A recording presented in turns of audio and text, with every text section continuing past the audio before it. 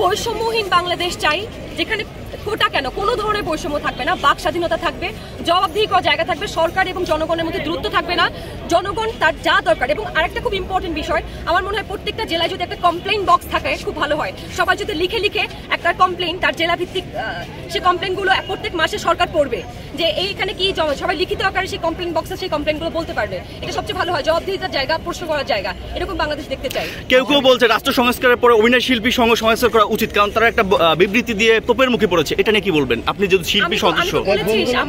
আমাদের এখন cinema hall যে ভাঙচুর বা অন্যান্য ভাস্কর্য ভাঙচুর বা শিল্পীদের উপর যে আক্রমণ হয়, সেগুলোর জন্য আমাদের শিল্পীদের একটা কমিটি গঠন করা উচিত। সেটা হচ্ছে আমাদের শিল্প সংস্কৃতি রক্ষার জন্য একটা কমিটি। সেখানে আমরা চেষ্টা করব, আমরা যেহেতু সবকিছু আমাদের নিজেদের বাসা বাড়ি যখন আমরা এখন প্রোটেকশন করছি, আমাদের শিল্প চর্চা, আমাদের এই প্রাঙ্গণ আমরা নিজেরাই রক্ষা করবো এবং দেশের বিরুদ্ধে যে কোনো বিবৃতির ধিক্কার জানাই। সংস্কার করা উচিত কিনা অভিনয় শিল্পী সংঘ?